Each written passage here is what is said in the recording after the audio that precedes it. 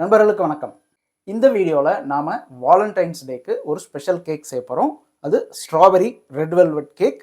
ஆனால் எப்பயுமே செய்கிற மாதிரி க்ரீமில் ஃபினிஷ் பண்ணிவிட்டு அந்த ஓல்டு ஸ்டைலில் செய்யாமல் கொஞ்சம் டிஃப்ரெண்ட்டாக, அதே சமயம் ஃப்ரெஷ் ஸ்ட்ராபெரிஸ் வச்சுட்டு மாடர்னாக எப்படி செய்கிறது அப்படின்றத இந்த வீடியோவில் பார்க்கலாம். இந்த ரெசிபிக்கு தேவையான ரெட் வெல்வெட் ஸ்பஞ்ச் ஏற்கனவே செஞ்சு வச்சுருக்கேன். ஸோ நீங்கள் அதுக்கு ரெசிபி ஏற்கனவே நான் போஸ்ட் பண்ணியிருக்கிறதுனால அதுக்குள்ளே திரும்ப போக விரும்பலை. லிங்க் கொடுத்துருக்கேன், அந்த லிங்க்கில் போய் நீங்கள் செக் பண்ணிக்கோங்க. இந்த ரெசிபிக்கு நாம் ஃப்ரெஷ் ஸ்ட்ராபெரிஸ் யூஸ் பண்ண போகிறோம். முதல்ல என்ன செய்யணும்னா, இந்த ஸ்ட்ராபெரிஸை இந்த மேலே இருக்கு இல்லையா, இதை கட் பண்ணிடணும். இந்த மாதிரி எல்லாத்துலேயும் கட் பண்ணிடலாம். கட் பண்ணதுக்கப்புறம் என்ன பண்ணணும்னா, இதை இந்த மாதிரி தண்ணியில் போட்டுருங்க.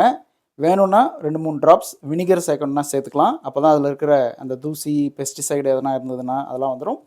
ஜென்ட்லாக இப்படி ஜஸ்ட் ஒரு 10 செகண்ட்ஸ் இந்த மாதிரி வாஷ் பண்ணுங்கள். ரொம்ப நேரம் தண்ணியில் போட்டு வைக்கக்கூடாது, ஊறிடும்.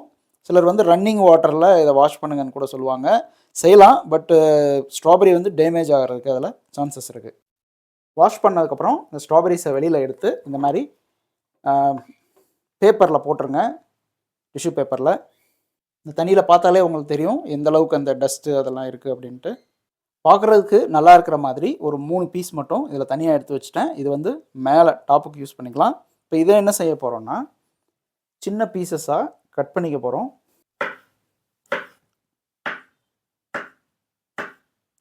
ஸோ இந்த மாதிரி சைஸில் சின்ன பீசஸாக இதை வெட்டிக்கோங்க. இப்போது இது எல்லாமே கட் பண்ணியாச்சு இல்லையா, இப்போ இதை ப்ராசஸ் பண்ணிடலாம். இந்த மாதிரி ஒரு பேன் எடுத்துக்கோங்க, இதை ஆன் பண்ணிக்கோங்க. ஒரு டேபிள் ஸ்பூன் அளவுக்கு சர்க்கரை சேர்த்துக்கோங்க. சுகர் சேர்த்து ஒரு 10 செகண்ட்லலாம் கட் பண்ணி வச்சுருக்கிற ஸ்ட்ராபெரி அதில் சேர்த்துருங்க. இது ரெண்டையும் சேர்த்துட்டு டாஸ் பண்ணுங்கள். ஜஸ்ட் அந்த சுகர் வந்துட்டு மெல்ட் ஆகிட்டு இந்த ஸ்ட்ராபெரியில் ஒரு கோட்டிங் மாதிரி ஆனால் போதும். ஜஸ்ட் இது ஒரு 20 செகண்ட்ஸ் தான் மிக்ஸ் பண்ணியிருப்பேன். சுகர் மெல்ட் ஆகிடுச்சு. இப்போ என்ன பண்ணுன்னா, ஒரு 3-4 ட்ராப்பு லெமன் ஜூஸ் அதில் புழிஞ்சிட்டு அப்படியே மிக்ஸ் பண்ணிவிட்டு இதை ஸ்டாப் பண்ணிடுங்க. ஃபர்தராக குக் பண்ண வேண்டாம். நாம் வந்து ஸ்ட்ராபெரி கூலி செய்யலை, இது வந்து ஜஸ்ட்டு அது கோட்டிங் கொடுக்குறதுக்காக இது மாதிரி செஞ்சுருக்கோம். இந்த குக் பண்ண ஃபில்லிங்கை வந்து இம்மிடியேட்டாக ஒரு பவுலுக்கு மாற்றிடுங்க, இல்லைன்னா அந்த ஹீட்டுக்கு வந்து உங்களுக்கு அது தண்ணி விட்டுக்கிட்டே இருக்கும்.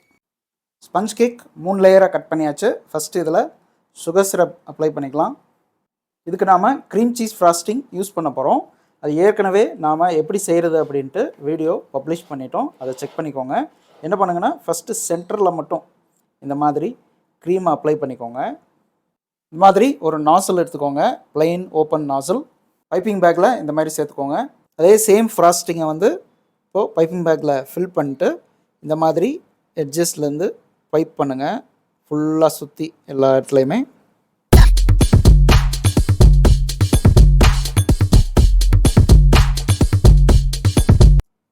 உள்ளேயும் இன்னொரு லைன் பைப் பண்ணுங்கள். அப்போ தான் வந்து இது மேலே நீங்கள் ஸ்பஞ்ச் வைக்கிறப்போ அதுக்கு உண்டான பேலன்ஸ் கிடைக்கும். இந்த சென்டரில் அந்த கேப் இருக்குது இல்லையா, இதில் வந்து நாம் குக் பண்ணி வச்சுருக்கோம்ல ஸ்ட்ராபெரி, அதை வச்சுட்டு நீங்கள் ஃபில் பண்ணுங்கள். அந்த சென்டரில் லைட்டாக அந்த ஒரு வாட்டர் மாதிரி விட்டுருக்கும் சாசியாக, அது பரவாயில்ல, அதோடவே ஃபில் பண்ணுங்கள். சாப்பிட்றப்போ நல்லாயிருக்கும். இப்போ இதுக்கு மேலே அடுத்த லேயரை ஃபிட் பண்ணிடலாம். ரொம்ப ஜென்டிலாக இது பண்ணுங்கள், ரொம்ப ப்ரெஸ் பண்ண வேண்டாம். இந்த லேயருக்கும் நீங்கள் சுகர் சிரப் கொடுத்துருங்க. ஃபஸ்ட் லேயர் மாதிரியே இதுலேயும் சென்டரில் இந்த மாதிரி க்ரீம் அப்ளை பண்ணிக்கோங்க. இது ஏன் அப்படின்னா, இப்போ நம்ம சைடில் வந்து க்ரீம் பைப் பண்ணிவிட்டு அது மேலே உட்கார வைக்கிறோம் இல்லையா, ஸோ இது வந்து இந்த க்ரீம் ஒரு பேஸ் மாதிரி அது மேலே அந்த ஃபில்லிங் போடுறப்போ அந்த இடத்துல ரொம்ப ஊறாமல், அதே சமயம் உங்களுக்கு பேலன்ஸிங்கும் கரெக்டாக இருக்கும். ஃபஸ்ட் லேயர் மாதிரியே இந்த லேயர்லேயும் நீங்கள் இது மாதிரி 2 லைன் பைப் பண்ணிக்கணும். இதுலேயும் சென்டரில் அந்த ஃபில்லிங் ரெடி பண்ணியிருக்கோம் இல்லையா ஸ்ட்ராபெரி, அதை வச்சு ஃபில் பண்ணிக்கோங்க. இப்போ ஃபைனல் லேயரை இது மேலே வச்சிடலாம். இதுலேயும் நீங்கள் இந்த மாதிரி சுகர் சிரப் கொடுத்துக்கோங்க. அஃப்கோர்ஸ் மேலே டிசைன் பைப் பண்ண ஸ்டார்ட் பண்ணுறதுக்கு முன்னால் இந்த மாதிரி ஹாட் வாட்டரும் ஒரு ஸ்பூனும் எடுத்துக்கோங்க. இது ஏன்னு இப்போ காட்டுறேன். மற்ற 2 லேயர்லையுமே பைப் பண்ண மாதிரியே இதுலேயும் பைப் பண்ணுங்கள், ஆனால் கொஞ்சம் பெருசாக பைப் பண்ணுங்கள்.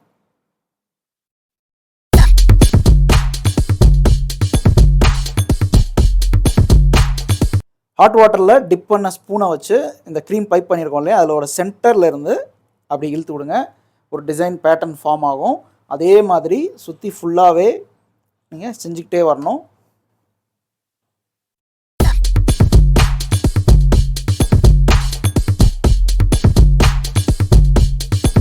இப்போ பார்த்தீங்கன்னா உங்களுக்கு அந்த பேட்டர்ன் புரிஞ்சிருக்கும்னு நம்புகிறேன். நம்ம பேலன்ஸ் வச்சுருக்கிற இந்த ஸ்ட்ராபெரிஸை எடுத்துகிட்டு இந்த மாதிரி ஸ்ட்ரைட்டாக இல்லைங்க, சென்டரில் இப்படி கிராஸாக இந்த மாதிரி கட் பண்ணிங்கன்னா ஒரு யூனிக்கான டிசைன் கிடைக்கும் உங்களுக்கு. இது வந்து நம்ம அந்த ஸ்ட்ராபெரி குக் பண்ண அந்த லிக்விடு, இந்த கட் பண்ண ஸ்ட்ராபெரிஸை அதில் போட்டுட்டு டாஸ் பண்ணிக்கோங்க. இந்த சுகர் வந்துட்டு மைல்டாக கேரமலைஸ் ஆகிருக்கும் இல்லையா, ஸோ அதை வந்து ஒரு கோட்டிங் மாதிரி யூஸ் பண்ணலாம். இது வந்து எக்கனாமிக்கலாக பண்ணுறதுக்கு மெத்தடு. உங்களுக்கு நீங்கள் வந்து ஒரு ஹோம் பேக்கரி வச்சுருக்கீங்க, இல்லை ஒரு கோல்டு ஜெல் யூஸ் பண்ணுறீங்க ஆல்ரெடி அப்படின்னா, இதை கோல்டு ஜெல்லும் லைட்டாக வாட்டரும் மிக்ஸ் பண்ணிவிட்டு இந்த ஸ்ட்ராபெரிஸை அதில் போட்டு நீங்கள் மிக்ஸ் பண்ணி கூட எடுத்து வச்சுக்கலாம். இப்போ அந்த ஸ்ட்ராபெரிஸை இது மேலே நாம் ரேண்டமாக ஃபில் பண்ணிக்கலாம்.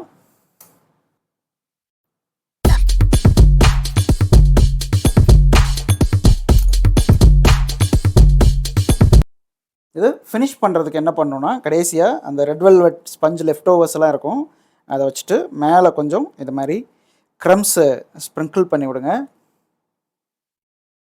இந்த மேலே ஃபினிஷிங்கில் வந்து நான் 4 ஸ்ட்ராபெரிஸ் மேலே சேர்த்துருக்கேன். நீங்கள் வந்து இன்னும் ஸ்ட்ராபெரிஸ் சேர்க்கணுன்னா நல்லா ஒரு பஞ்சாக வர்ற அளவுக்கு கூட நிறைய ஸ்ட்ராபெரிஸ் சேர்க்கலாம், பார்க்குறதுக்கு இன்னும் நல்லாயிருக்கும்.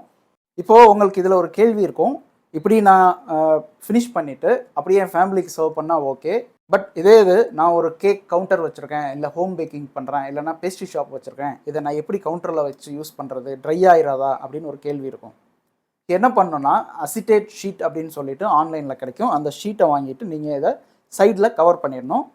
ஸோ அது பார்க்குறதுக்கு வந்து எலிகெண்ட்டாகவும் இருக்கும், ஃபினிஷிங்கும் பார்க்குறதுக்கு நல்லாயிருக்கும், உள்ளே இருக்க கேக் வந்து ட்ரை ஆகாது. அது தவிர இந்த ஒரு லைன் கொடுத்துருக்கேன் இல்லையா, இது வந்து 1/2 kg கேக்கை பேஸ் பண்ணி நான் பண்ணேன். இதே இது கொஞ்சம் பெரிய சைஸ் கேக்காக இருந்ததுன்னா இந்த லாஸ்ட் டிசைன் வந்து மேலே ஒரு தடவை பைப் பண்ணி இந்த மாதிரி செஞ்சுட்டு உள்ளே இன்னொரு தடவை பைப் பண்ணிவிட்டு இது மாதிரி செய்யணும் 2 தடவை. சின்ன கேக் அப்படின்னா ஒரு தடவை செஞ்சால் போதுமானது. ஸோ இவ்வளோ தாங்க இந்த கேக் டிசைன். யூஸ்வலாக செய்கிற போரிங் டிசைனாக இல்லாமல் இந்த மாதிரி மாடர்ன் டிசைனில், அதே சமயம் உள்ளே வந்து ரியல் ஸ்ட்ராபெரி ஃபில்லிங் வச்சுட்டு சர்வ் பண்ணுறப்போ டேஸ்ட் சூப்பராக இருக்கும். இந்த கேக்கை உங்களுக்கு பிடிச்சவங்களுக்கு செஞ்சு சர்வ் பண்ணுங்கள். இல்லை பிஸ்னஸ் செஞ்சீங்க அப்படின்னா உங்கள் பிஸ்னஸில் இதை இன்ட்ரடியூஸ் பண்ணி பாருங்கள். ஸோ இதுக்கு ப்ரைஸ் எவ்வளவு அப்படின்னு கேட்டிங்கன்னா நான் அதுக்கு கரெக்டாக சொல்ல முடியாது. ஏன்னா நீங்கள் வாங்குகிற ரா மெட்டீரியல்ஸோட ப்ரைஸை பொறுத்து அது காஸ்டிங் பண்ணிட்டு தான் நீங்கள் ப்ரைஸிங் டிசைட் பண்ணணும். அது ஒன்று. செகண்ட் வந்து உங்களோட நீங்கள் இருக்கிற ஏரியாவில் என்ன ப்ரைஸ் இதுக்கு சேல் பண்ணுறாங்க அப்படின்னு செக் பண்ணிவிட்டு அதுக்கு மேட்ச் ஆகிற மாதிரி நீங்கள் ப்ரைஸிங் வச்சுக்கலாம்.